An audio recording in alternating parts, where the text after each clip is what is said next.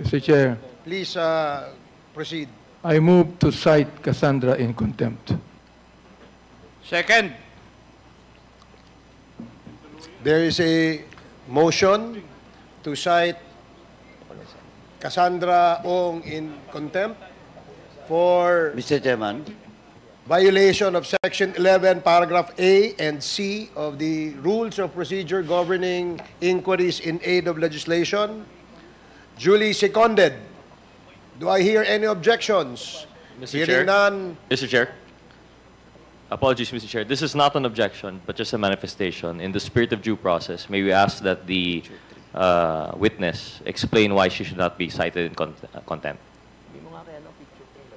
If she has any reason We'll whatsoever. give her that privilege. As, Thank you very much, Mr. Chair. Chairman, Picture 3. Ilagay mo yung picture 3. Kamo kaya no kay JR. Picture 3. Chairman, just a point of clarification. Okay. Okay. Congressman Paduano. Thank you, Mr. Chairman. Mr. Chairman, before we rule with the motion that was made by Chairman Co-Chair Abante, kasi there's a contempt order now for Ms. Cassandra Ong, in which her violation is refusal to be present in the previous hearing until he was cited in contempt, Mr. Chairman. Now, what will happen to that first contempt order of this committee, Mr. Chairman? So, dalawang contempt? This is the first. The motion made by Congressman Abante has not been ruled yet Yeah, that's why because there was an interjection by Congressman Gutierrez, and then the chair recognized Congressman Paduano for your interjection as well. So there's no decision yet as to the motion to cite her in contempt. Now, if there are no other obstructions, can we now rule on the motion? Mr. Chairman, Oh, yes, please. what Congressman Paduano. will be the proper position with regards to my query? That this is the first time in the history, in my 11 years in Congress, for those cited in contempt, 2 contempt orders. Mr. And I'm Chair. just checking the process on our internal rules. I will never object, Mr. Chairman, but what I'm saying is, we have already issued a contempt order for Cassandra Ong.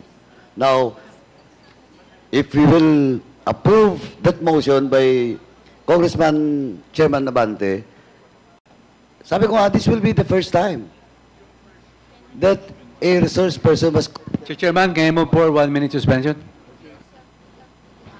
1 minute suspension. Earlier, the parliamentary status is that there is a motion to cite Cassandra Ong in contempt for the second time for violating Section 11, Paragraph A and Paragraph C of the rules, Paragraph C of the rules of the House.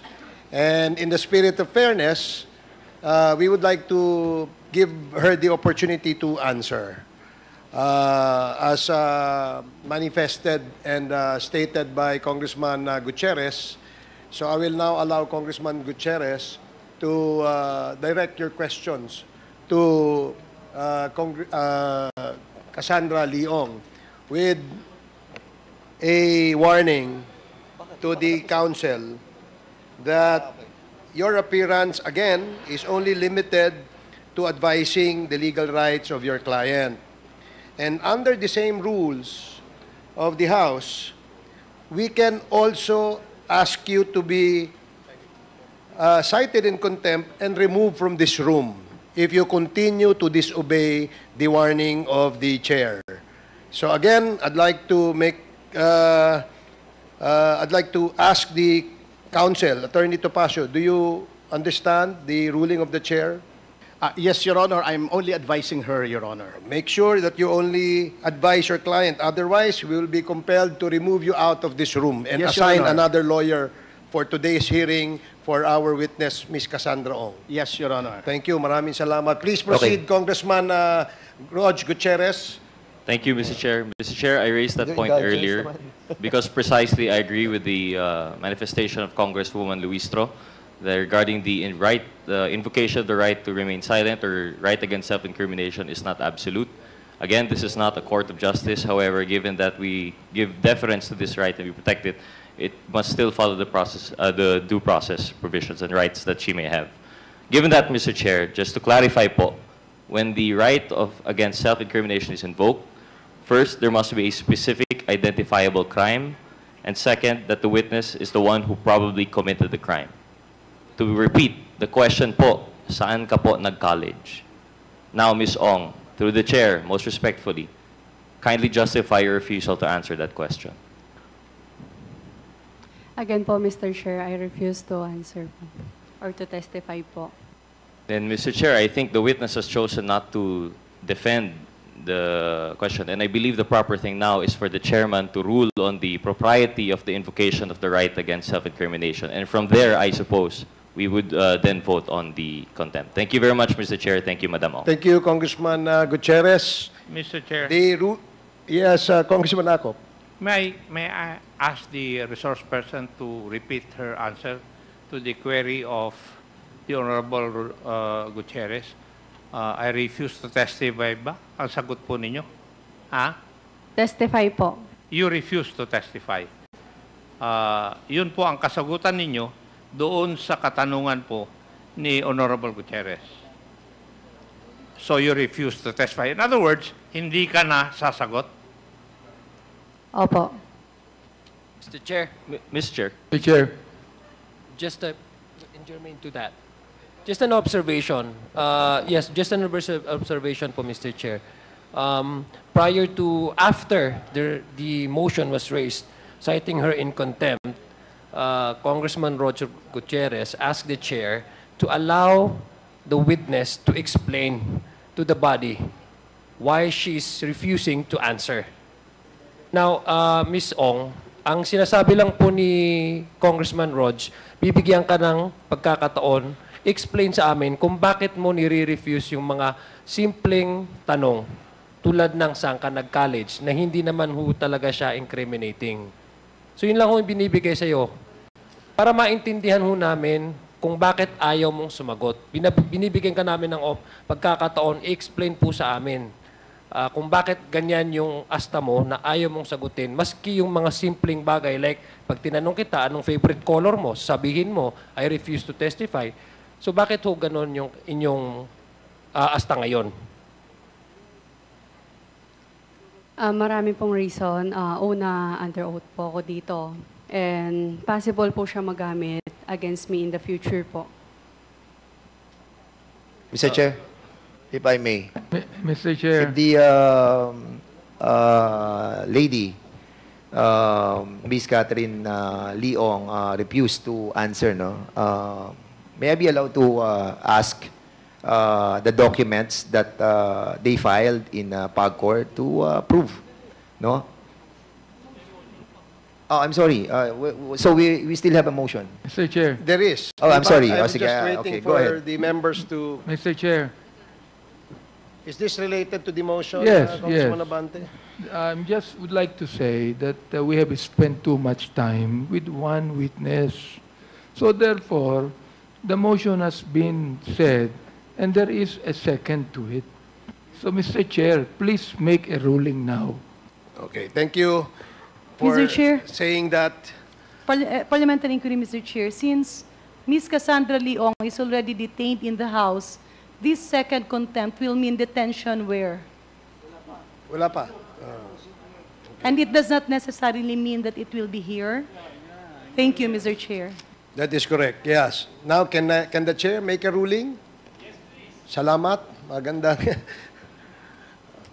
Naintindihan mo ang sinasabi namin, Cassandra. In fact, binigyan ka ng pagkakataon ni Congressman Roger Gutierrez na sagutin yung mga tanong na hindi naman incriminating. I am certain that your counsel has been giving you this advice na sabihin mo yang nakasulat dyan na you refuse to testify. Pero gaya ng binanggit namin kanina na mga jurisprudence, ay hindi ka pwedeng magtago diyan sa right, yung right against self-incrimination mo sa pagdinig na ito dahil pinapayagan ng desisyon ng Korte Suprema na ikaw ay i-compel na sumagot sa mga tanong. Dahil hindi ka nagko-cooperate dito sa pagdinig na ito, there is now a motion upon the motion by Congressman Benny Abante to cite you again for contempt. And hearing no objections from the members of this committee, the chair rules that you are cited in contempt. Okay. Any other motion? Mr. Chair. Yes, Congressman Adjo. Mr. Chair, may I respectfully request, Mr. Chair, I know for the several committee hearings that we've conducted, normally the lawyer sits at the back of the client. May I request, with all due respect to Attorney Topacio, to please sit behind Ms. Cassandra Ong. Okay, Thank Paige, can you please provide another chair for the lawyer of Cassandra Ong? Mr. Chair, may I make a manifestation? Congresswoman Luistro. I wish to believe that when an attorney is supposed to advise a client, he's supposed to talk to the client, let us say 5 minutes, 10 minutes, but if he does it in every question which is being propounded to the resource speaker, it seems to be he is supplying already the answer to the resource speaker. A situation which we do not allow here in the inquiry in aid of legislation. And I wish to manifest, Mr. Speaker, that every time a question is propounded to Cassandra Leong, Attorney Topacio whispers to the client. And I have no other reasonable conclusion except he is indeed supplying already the answer, far from advising a client. Thank you, Congresswoman Luistro. Naintindihan mo ang sinabi ni Congresswoman Luistro? Yes po. Okay. So, pwede ka nang sumagot ngayon sa mga tanong sa'yo. Please continue, Congressman Dan Fernandez. Are you ready to answer? Yes, still have a second I'm sorry. motion. Yeah, correct. Okay. Is there any motion?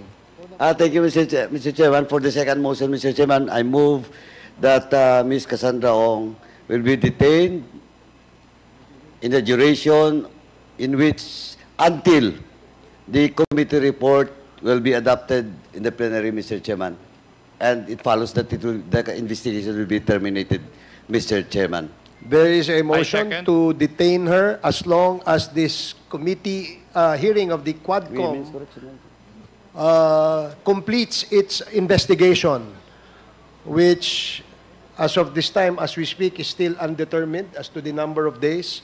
So, until we terminate, hanggang matapos itong committee hearing na to, you are cited in contempt and you will be detained as a penalty for violating Section 11 of our rules. Any second? Duly seconded. Any objection?